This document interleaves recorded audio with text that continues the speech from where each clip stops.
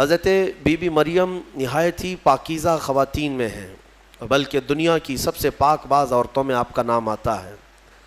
آپ کی پرورش بیت المقدس میں ہوئی۔ جب آپ جوانی کو پہنچیں تو جوانی کو جب آپ آئیں تو ایک دن ایسا ہوا کہ جبرائیل امین علیہ السلام تشریف لائے اور یوں کہا کہ میں اللہ کی طرف سے تجھے ایک بیٹا دینے کے لیے آیا ہوں۔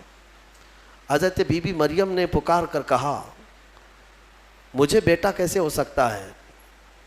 انا یکون لی غلام ولم یمسسنی بشر ولم اکو بغیہ، مجھے کیسے بچہ ہو سکتا ہے؟ آج تک مجھے کسی انسان نے چھوا بھی نہیں، کسی انسان نے مجھے، یعنی بلوغیت کے بعد کسی اجنبی مرد نے مجھے چھوا تک نہیں، ولم اکو بغیہ، اور نہ ہی میں کوئی برے عادتوں والی عورت ہوں، تو مجھے بیٹا کیسے ہو سکتا ہے؟ تو جبرائیل امین نے کہا کہ میں تیرے رب کی طرف سے قاصد بن کر کے آیا ہوں، اور تیرا رب یہی چاہتا ہے کہ بغیر کسی انسان کے چھوئے تجھے اللہ ایک بیٹا عطا کرے۔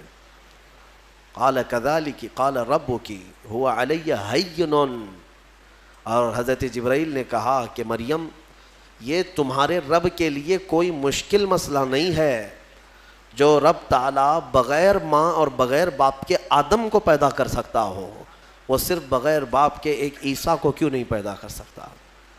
تو انہوں نے ایک پھونک ماری جبرائیل امین نے، فنفخت من روعی، نہیں یہاں پر آیت ہے حضرت جبرائیل علیہ السلام نے ان کو پیغام سنایا کہ اللہ تعالیٰ کی طرف سے تمہیں ایک بیٹا ہوگا، اور ان پر ایک پھونک ماری اور حضرت بی بی مریم حاملہ ہو گئی۔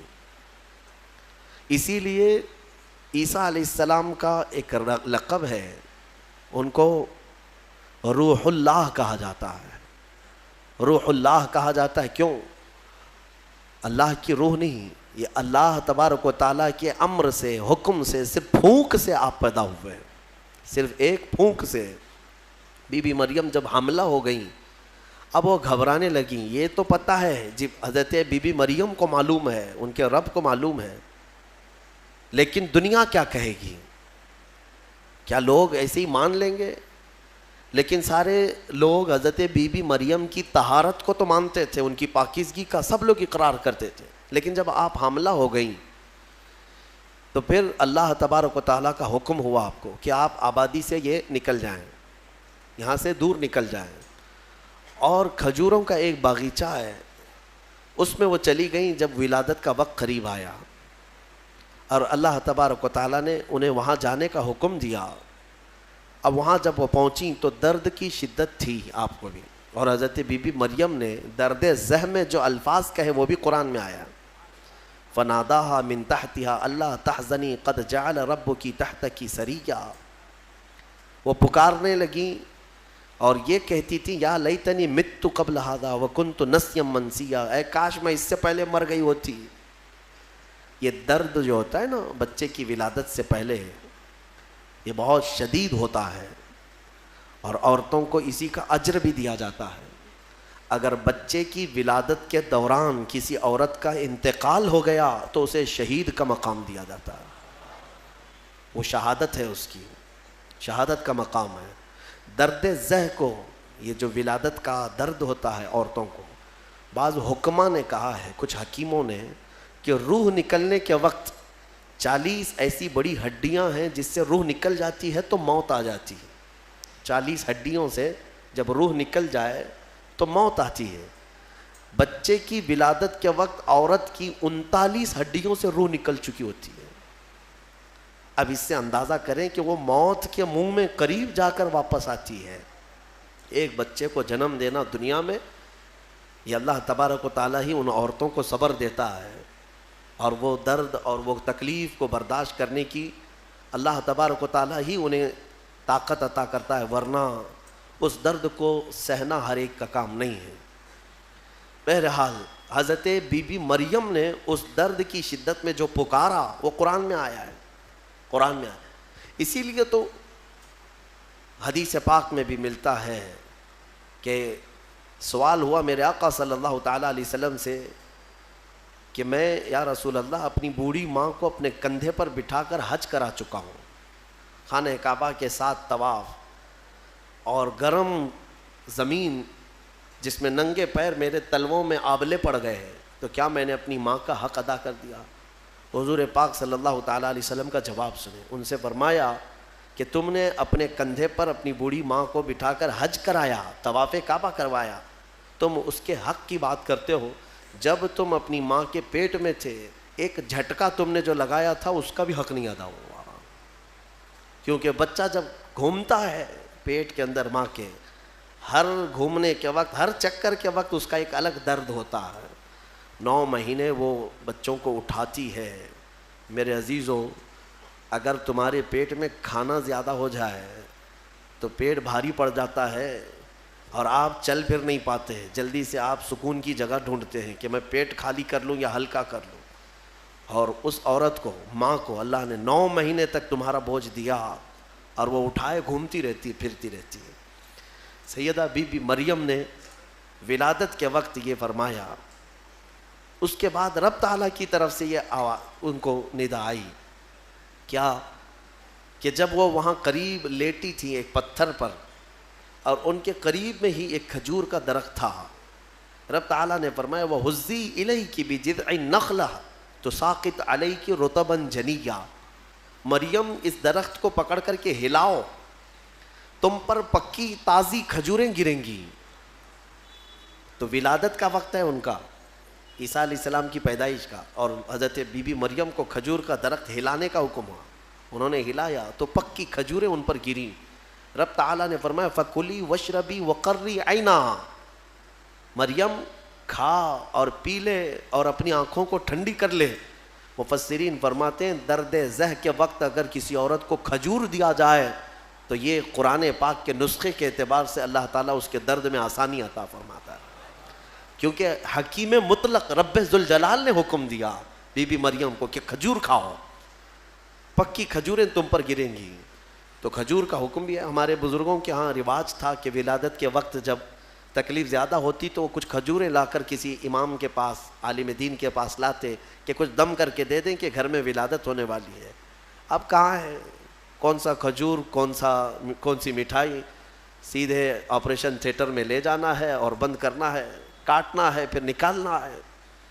خیر، اللہ تبارک و تعالیٰ آج بھی جو لوگ اسلام پر چلنا چاہتے ہیں ان کے لیے آسانیاں عطا فرماتا ہے۔ یقیناً تھوڑی ہی دیر کے بعد حضرت عیسیٰ علیہ السلام کی ولادت ہوئی۔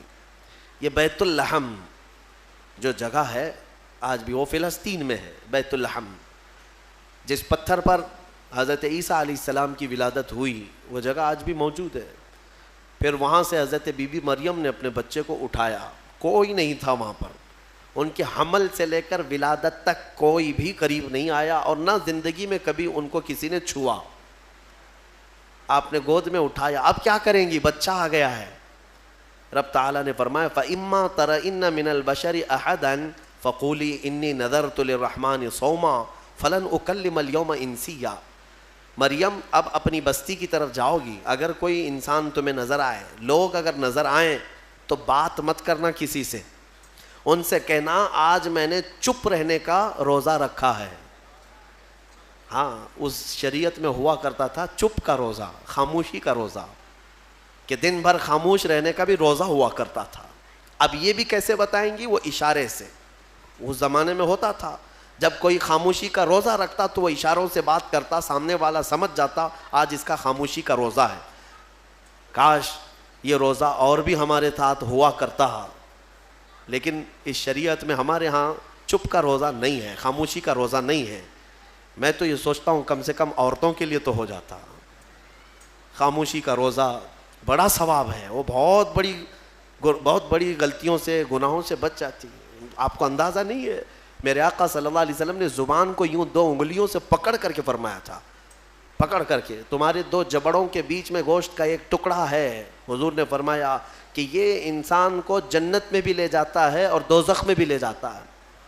ہاں، اور پھر ایک حدیث پاک ہے، حضور فرماتے ہیں 2 جبڑوں کے بیچ میں ایک گوشت کا ٹکڑا، زبان، 2 رانوں کے بیچ میں ایک گوشت کا ٹکڑا، شرمگاہ، جس نے ان دو چیزوں کی حفاظت کی ذمہ داری لے لی، میرے آقا فرماتے ہیں میں اسے جنت میں لے جانے کی ضمانت دیتا ہوں، جنت میں لے جانے کی ضمانت دیتا ہوں، یہ دو چیزوں کی اگر کوئی حفاظت کر لیا۔ خیر حضرت بی بی مریم اپنے بچے کو لے کر کے آئیں، لوگ دیکھنے لگ گئے کہ مریم ہے اور اس کی گود میں بچہ ہے، تو ظاہر سی بات ہے قوم کا جو رویہ ہوتا ہے سیدھے پکار کر کہنے لگے یا اخت ہارون ما کان ابوک امرأ سوء وما کانت امک بغیہ، اے مریم یہ کیا کر لیا تو نے؟ اخت ہارون جو ہے اس وقت سب سے پاک عورت کو کہا جاتا تھا، اخت ہارون لقب کے طور پر حضرت بی بی مریم کو انہوں نے پکارا، نہ تمہارے باپ برے تھے نہ تمہاری ماں بری تھی، یہ تو نے کیسے کر لیا، یہ بچہ تیری گود میں کیسے آیا؟ فاشارت الیہ، انہوں نے اشارہ کیا اپنے بچے کی طرف، کیونکہ اللہ تعالیٰ کا حکم تھا اگر کوئی بات کرے تو بات مت کرنا، اپنے بچے کی طرف اشارہ کرو۔ آج میں خاموشی کا روزہ ہوں، اشارہ کیا اپنے گود والے بچے کی طرف، 1 دن کا بچہ ہے، تو لوگ بول پڑے کہ تو اس کی طرف اشارہ کر رہے، یہ قالو کیف نکلم من کان فی المہد صبیا، ہم کیسے بات کریں اس سے جو آج گود میں ہے تیرے، آج کا بچہ ہے۔ قرآن میں ہے جب وہ لوگ بحث کر رہے تھے، قال انی عبد اللہ آتانی الکتاب وجعلنی نبیا، ابھی وہ بحث کر رہے تھے، عیسیٰ علیہ السلام گود سے ہی بول پڑے، کیا بولے؟ بولنے لگے اے لوگوں میں اللہ کا بندہ ہوں، انی عبداللہ، اللہ نے مجھے کتاب عطا کیا ہے، وجعلنی نبیا، اور نبی بنا کر بھیجا ہے، وجعلنی مبارکن اینما کنت، اور جہاں میں رہوں گا برکت کا ذریعہ بنوں گا، اور اللہ تعالیٰ نے مجھے نماز کا اور زکوٰۃ کا حکم دیا ہے، اور میری والدہ کے ساتھ اچھائی کا سلوک کرنے، حسن سلوک کرنے کا حکم دیا ہے۔ اور پھر آخر میں عیسیٰ علیہ السلام اس جملے پر اپنی بات ختم کرتے ہیں، کون سا جملہ؟ والسلام علی یوم ولدت و یوم اموت و یوم ابعث حیا، سلامتی ہو اس دن پر جس دن میں پیدا ہوا اور جس دن میرا انتقال ہوگا اور جس دن مجھے اٹھایا جائے گا۔ اتنا بات کیا حضرت عیسیٰ علیہ السلام اور پھر خاموش ہو گئے۔ یہ معجزہ نہیں تو اور کیا ہے؟ گود کا آج کا بچہ اتنا وسیع انداز میں بول پڑا، تبھی جا کر کے قوم کی زبان چپ ہو گئی کہ یہ جو آیا ہے مریم کی گود میں یہ کوئی معمولی چیز نہیں ہے۔ ظاہر سی بات ہے جب رب تبارک و تعالیٰ کسی چیز کو بھیجتا ہے تو نشانیوں کے ساتھ بھیجتا ہے۔ اب جتنے تھے وہ مان تو گئے کہ بی بی مریم کو کسی نے چھوا نہیں، یہ سچی ہے، اور جب گود کا بچہ بول رہا ہے تو یہ اور سچی بات ہے کہ محیر العقول چیز ہے، آج تک ہم نے کبھی دیکھا نہیں۔ عیسیٰ علیہ السلام بولے، پھر اس کے بعد عیسیٰ علیہ السلام کو حضرت بی بی مریم اپنے گھر تو لے گئیں۔ یہاں پر رک کر کے میں ایک بات عرض کرنا چاہوں گا، حضرت عیسیٰ علیہ الصلوۃ والتسلیم نے جو جملہ کہا وہ یہ ہے کہ جس دن میں پیدا ہوا اس دن سلامتی ہو، یعنی نبی جس دن پیدا ہوتے ہیں وہ سلامتی والا دن ہوتا ہے۔ عیسیٰ علیہ السلام کی پیدائش کا دن سلامتی والا ہے تو 12 ربیع الاول کیوں نہیں سلامتی والا ہے؟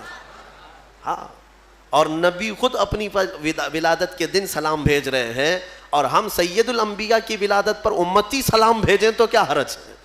یہ قرآن کا حکم ہے، نبی خود اپنی ولادت کے دن سلام بھیج رہے ہیں اور امتی اپنے نبی کے پیدائش کے دن پر سلام بھیجے تو یقیناً یہ باعث برکت ہے اور قرآن کے مطابق ہے۔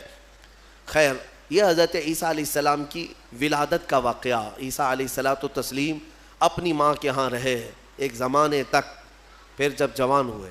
اچھا، یہ ایک بات اور بھی بتاؤں، بہت کم عمر میں جن کو نبوت دی گئی، یعنی دنیا میں ظاہری طور پر، وہ 3 نبی ہیں۔ ایک حضرت عیسیٰ علیہ السلام جن کو گود میں ہی پیدائش میں دے دی گئی، دوسرے یحییٰ علیہ السلام جو حضرت بی بی مریم کے ہاں ان کے باپ حضرت زکریا علیہ السلام نے دعا کی تھی تو اللہ ان کو دیا تھا۔ یحییٰ علیہ السلام بھی پیدا ہوتے ہی نبی ہو گئے تھے، نبوت کے ساتھ دنیا میں آئے۔ تیسرے حضرت یوسف علیہ السلام، جب ان کے بھائیوں نے انہیں کنویں میں ڈالا تھا تب ان کو، یہ چھوٹی عمر میں جن کو نبوت دی گئی وہ 3 انبیاء اکرام ہیں۔ یہ تو دنیا کی زندگی کے اعتبار سے، لیکن اگر کوئی یہ کہتا ہے کہ ہمارے آقا محمد صلی اللہ علیہ وسلم کو 40 سال کی عمر میں نبوت دی گئی تو یہ جملہ غلط ہے۔ میرے عزیزو، حضور کو نبوت دی گئی نہیں، نبی ہونے کا اعلان کرنے کا حکم دیا گیا۔ نبوت کب دی گئی وہ خود رسول سے پوچھو۔ میرے آقا فرماتے ہیں کنت نبیاً وآدم بین الماء والطین، میں تو اس وقت بھی نبی تھا جب آدم علیہ السلام کو ابھی مٹی اور پانی میں گوندا جا رہا تھا. آدم علیہ السلام کا ابھی پتلا بھی نہیں تیار ہوا تھا. حضور فرماتے میں اس وقت بھی نبی تھا. تو نبی تو میرے آقا صلی اللہ علیہ وسلم پہلے سے تھے. بہرحال عیسیٰ علیہ السلام اللہ تعالیٰ کی ایک نشانی ہے, ان کی ذات ہی اللہ کی ایک نشانی ہے. کیونکہ عقل میں یہ آ جانا کہ بغیر باپ کے دنیا میں آئے جبکہ ان کی ماں کو کسی مرد نے چھوا نہیں. اسباب تو یہ بتاتے ہیں دنیا میں کہ ایک عورت اور ایک مرد کے اختلاط سے ہی بچہ پیدا ہوتا ہے. دنیا میں بچے کی ولادت ایک مرد اور ایک عورت کے ملنے سے ہی ہوتی ہے. لیکن یہاں عیسیٰ علیہ السلام کی ولادت میں کوئی مرد کا اختلاط نہیں. تو عام انسانوں کے دماغ میں یہ بات نہیں آتی. تو اسباب کی طرف دیکھنے والا انکار کرتا ہے, اور خالق اسباب کی طرف جو توجہ کرتا ہے وہ انکار نہیں کرتا. کیونکہ اسباب تو یہ بتاتے ہیں کہ ایک روٹی کھانے کے لیے کئی منزلوں سے سفر کرنا پڑتا ہے, لیکن میرا رحمان چاہے تو سیدھے آسمان سے دسترخوان بھی اتار سکتا ہے. ہاں, یہ اس سے بھی زیادہ تعجب کی بات میں آپ کو بتاؤں, اس سے بھی زیادہ تعجب کی بات, صالح علیہ السلام اللہ کے نبی ہیں. ان کی قوم بڑی سرکش تھی, نافرمان تھی, اور پتھروں کی پوجا کرتے تھے اور پتھروں کے گھر بناتے تھے انہیں تراش تراش کر کے. حضرت صالح علیہ السلام نے ان کو اللہ کی طرف بلایا تو وہ نشانی مانگنے لگے, کوئی نشانی بتاؤ کہ تم اللہ کے رسول ہو. تو اس زمانے میں پتھروں کے لیے ان کا بڑا مسئلہ تھا کہ پتھروں کی عبادت بھی ہے, پتھروں کے گھر بھی بناتے تھے. حضرت صالح علیہ السلام نے اپنی قوم کو ایک جگہ جمع کیا اور ایک پتھر کو, پہاڑ کا ایک پتھر ہے, اس پتھر کو حکم دیا. تو اللہ تعالیٰ نے اس پتھر کے اندر سے ایک اونٹنی پیدا فرمائی, ناقۃ اللہ, اس کو اللہ کی اونٹنی. اب مجھے بتاؤ کیا یہ عقل تسلیم کرے گی کہ ایک اونٹنی کو پیدا ہونے کے لیے اس کے بھی تو ماں باپ ہونے چاہیے, وہ بھی کسی اونٹنی کی پیٹ سے پیدا ہوگی. لیکن اتنا محیر العقول واقعہ کہ پتھر اور اونٹنی کا کیا میل. ہاں, یہ بھی بات سمجھ میں آ سکتی ہے کہ ہاتھی کے ہتھنی کے پیٹ سے کوئی اونٹنی پیدا ہو گئی, یا کسی جانور کے پیٹ سے کوئی دوسرا جانور پیدا ہو گیا, کچھ قریب تو سمجھ میں آتا ہے. لیکن پتھر کے اندر سے اونٹنی پیدا ہونا یہ سمجھ میں آتا ہے. اللہ تبارک و تعالیٰ جب اپنی نشانیاں دکھانا چاہتا ہے تو اسی طرح کی معجزے اپنے نبیوں کو دیتا ہے اور ظاہر کرتا ہے تاکہ لوگ ان اللہ کے نبیوں کی حقانیت کو تسلیم کریں. اسی لیے ہم کہتے ہیں کہ پتھروں سے پانی کا جاری ہونا سمجھ میں آتا ہے. اگر تم پیاسے ہو, ہم نے کہیں پتھر میں سوراخ کر دیا اور پانی بہنے لگ گیا تو آپ پانی پی لیں گے, ہو سکتا ہے تھوڑا بہت تعجب کریں گے, تھوڑا بہت تعجب کریں گے, ہاں انہوں نے پتھر سے پانی نکال دیا. لیکن دماغ میں تمہاری یہ تو ہے کہ بہت سارے پہاڑوں میں دیکھا ہے ہم نے پتھروں کے بیچ سے پانی بہتا ہے. لیکن محمد الرسول اللہ صلی اللہ علیہ وسلم کے صحابہ جب پیاسے ہوئے تو پتھر سے میرے آقا نے نہیں, انگلیوں کے بیچ سے پانی جاری کر کے دکھایا. سمجھ میں آتی ہے یہ بات؟ پتھر سے نکلنا تو سمجھ میں آتا, انگلیوں سے نکلنا, اور انگلیوں سے میرے عزیزو پسینہ نہیں کہ 2 بوند 4 بوند نکل گیا ہو پانی اور اس کو جمع کر لیا ہو, بلکہ صحابہ فرماتے ہیں اس وقت مجمع میں 1400 صحابہ تھے اور سارے صحابہ نے پیٹ بھر کر پانی پیا. پنجاب رحمت حضور کی انگلیوں سے جو نکلے اس پانی سے سارے صحابہ 1400 صحابہ نے پانی پیا, اپنے مویشیوں کو جانوروں کو پلایا, اپنے برتنوں میں اور اپنے مٹکوں میں سب بھر بھی لیا. اور صحابی فرماتے ہیں اس وقت اگر ہم 10,000 بھی ہوتے تو وہ پانی کم نہ ہوتا, اس سے زیادہ کی تعداد بھی ہو. یہ جو معجزے ہیں اللہ تبارک و تعالیٰ کے, یہ نبیوں کے لیے دیے جاتے ہیں, اور یہ نشانیاں حضرت عیسیٰ علیہ الصلوۃ والتسلیم اللہ رب العزت کی کھلی نشانی تھے. اب آگے میں بتاتا ہوں, ایک تو ان کی پیدائش ہی نشانی ہے, ان کی ولادت ہی ایک نشانی ہے. لیکن جب آپ جوان ہوئے ہیں اور لوگوں کو اللہ کی طرف بلائے, ایک خدا کی دعوت, اس کے باوجود لوگ نشانیاں پوچھتے رہے کیونکہ وہ یہودیوں کی جماعت میں آئے تھے. بنی اسرائیل میں حضرت عیسیٰ علیہ السلام پیدا ہوئے, اس وقت یہودی تھے, اور یہودی نافرمان قوم اکثر نبیوں کو جھٹلایا کرتے, یہاں تک کہ نبیوں کا قتل بھی کرنے میں ان کا بڑا ہاتھ رہا ہے.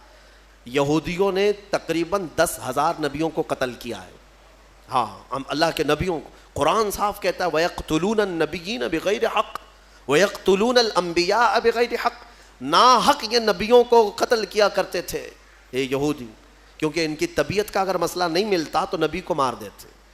ان کو اپنی طبیعت کا مسئلہ چاہیے ہوتا, شریعت ان کو ویسی چاہیے جیسا وہ چاہیں.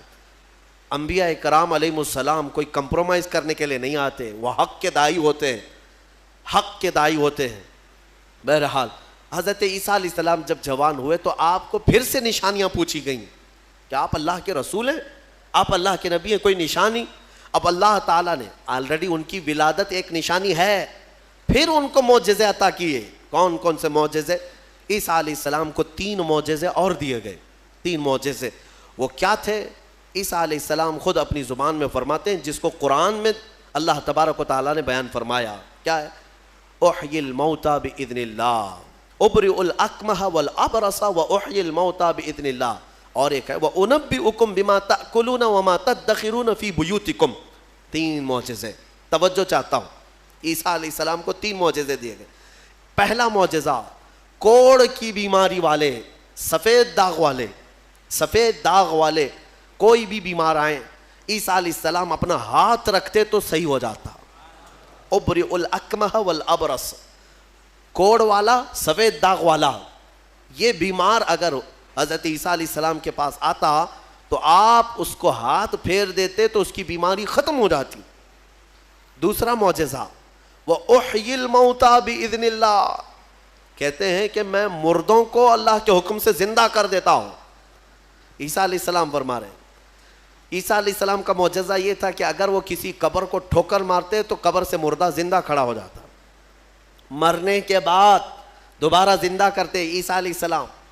کبھی کبھار مٹی کے پرندے بناتے, ان میں پھونک مارتے تو وہ اڑنے لگتے تھے. ہاں, مٹی کے پرندوں کو پھونک مارتے تو وہ اڑنے لگتے زندہ ہو کر. 2 معجزے ہو گئے. تیسرا معجزہ اہم ہے. عیسیٰ علیہ السلام فرماتے ہیں وَأُنَبِّئُكُمْ بِمَا تَأْكُلُونَ وَمَا تَدَّخِرُونَ فِي بُيُوتِكُمْ, تم اپنے گھروں میں بیٹھ کر جو کچھ بھی کھاتے ہو اور جمع کرتے ہو, عیسیٰ علیہ السلام فرماتے ہیں میں یہیں بیٹھ کر کے سب بتا دیتا ہوں, ساری چیزوں کی میں خبر دیتا ہوں.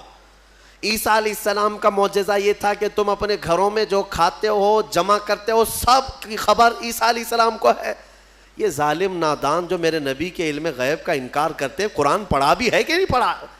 عیسیٰ علیہ السلام جو بنی اسرائیل کے نبی ہیں, جو بعد میں حضور کی امت میں آئیں گے آسمانوں سے, اور آئیں گے حضور کی امت, حضور پاک صلی اللہ تعالیٰ علیہ وسلم کی امت میں رہیں گے. اب اندازہ کرو, انہیں اللہ تعالیٰ نے اتنا علم غیب دیا تو کیا میرے رسول کو غیب کا علم نہیں ہوگا؟ ہمارا تو عقیدہ یہی ہے, ہمارا موقف یہی ہے. میرے آقا مدینے میں ہو کر ہماری مسجد کا بھی ملاحظہ فرما رہے ہیں. ہاں, وہ پوری دنیا کو ایسے دیکھتے ہیں جیسے اپنے ہتھیلی کو دیکھتے ہیں. خود میرے آقا نے فرمایا, مسلم شریف کی حدیث ہے, اللہ کے حبیب فرماتے ہیں ان اللہ زوى لی الارض, اللہ نے پوری روئے زمین کو میرے لیے سمیٹ دیا ہے, اور میں پوری روئے زمین کو ایسے دیکھتا ہوں جیسے ہتھیلی کو دیکھتا ہوں. 3 معجزے ہیں عیسیٰ علیہ السلام کی, یاد رکھیے گا. اب میرا سوال بھی سن لیجئے توجہ کے ساتھ. ایک ہے وہ کوڑ کی بیماری اور برس کی, سفید داغ کی بیماری والے کو ہاتھ رکھتے تو کیا ہو جاتا؟ صحیح ہو جاتا. حاضر ہے آپ کا دماغ؟ بہت اہم چیز. دوسری چیز ہے مرے ہوئے آدمی کو ٹھوکر مار کر زندہ کر دیتے تھے. چلے 2 ہی پر ہم بات کرتے ہیں. یہ بیماریوں سے شفا دینا کس کا کام ہے؟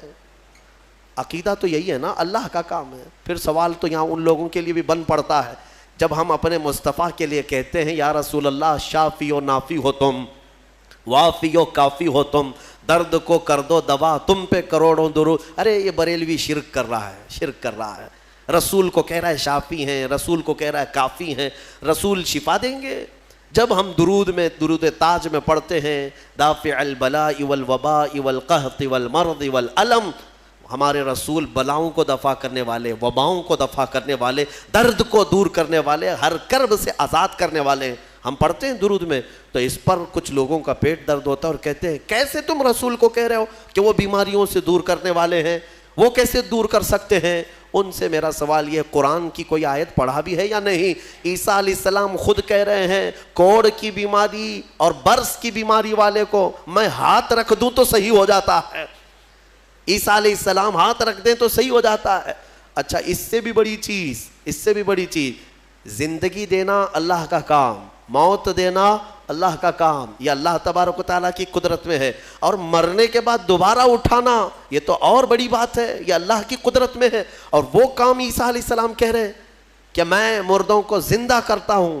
میرے عزیزو، اب یہ شرک نہیں ہوا؟ عیسیٰ علیہ السلام کے بارے میں اگر کوئی عقیدہ رکھے گا کہ وہ مردوں کو زندہ کرتے تھے تو شرک ہو جائے گا؟ کچھ لوگوں کے فتوے کے حساب سے تو شرک ہے، کیونکہ وہ رسول کے واقعات کو نہیں مانتے۔ غوث پاک نے اگر کسی مردے کو زندہ کیا تو کہتے ہیں یہ جھوٹی کہانیاں ہیں، ہاں یہ کیسے ہو سکتا ہے، یہ صرف اور صرف اللہ رب العزت کا کام۔ پھر قرآن جو عیسیٰ علیہ السلام کے بارے میں بتا رہا ہے، کیا عیسیٰ خدا ہیں؟ عیسیٰ علیہ السلام خدا ہے؟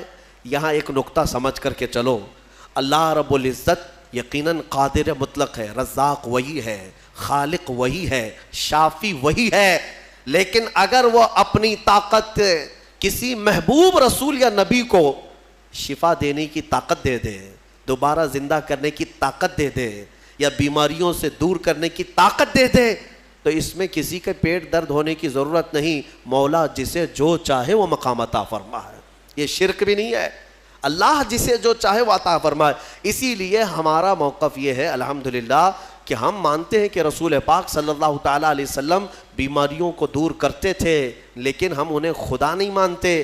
جیسے عیسیٰ علیہ السلام اللہ کی عطا سے بیماروں کو شفا کرتے تھے، میرے مصطفیٰ بھی اللہ کی عطا سے بیماروں کو شفا کرتے ہیں، اور اسی لیے ہم مانگتے بھی ہیں میرے آقا کی بارگاہ میں۔ ہمیں بزرگوں نے سکھایا ہے، عیسیٰ علیہ السلام کے ان معجزوں کو دیکھ کر بہت سے ایمان بھی لائے، بہت سے ایمان بھی لائے، اور آپ کی ایک جماعت بڑھتی گئی۔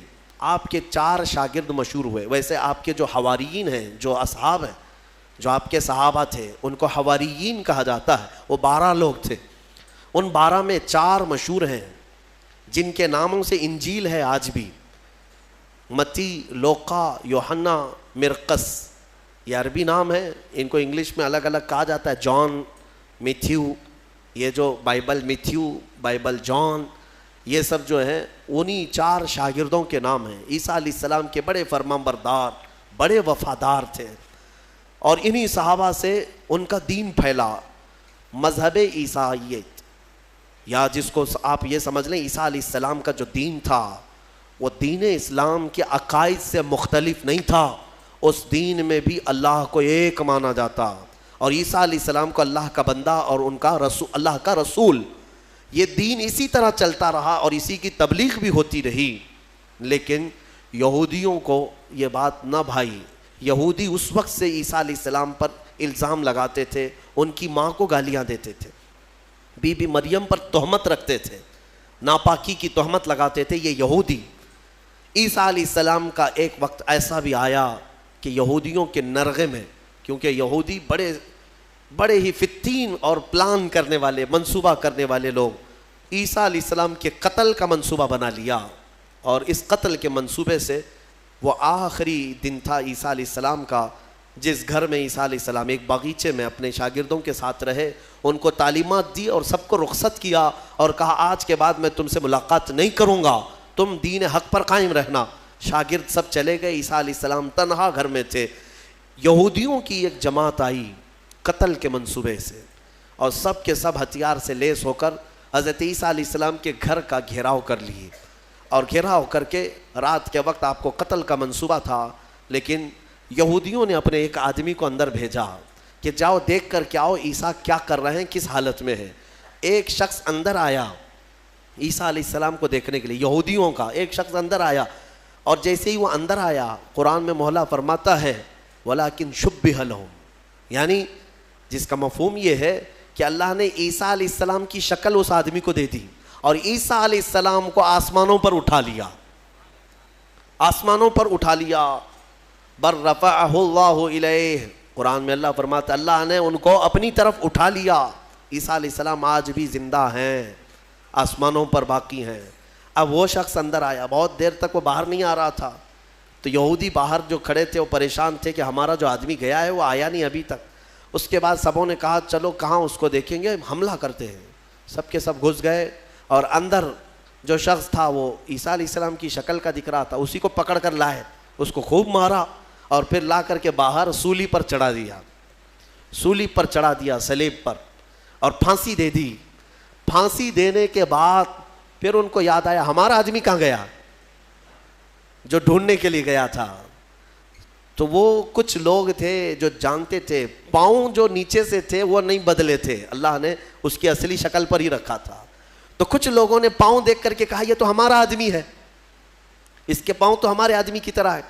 لوگوں نے کہا اگر یہ ہمارا آدمی ہے تو پھر عیسیٰ کہاں گئے, عیسیٰ اس گھر سے کہاں گئے؟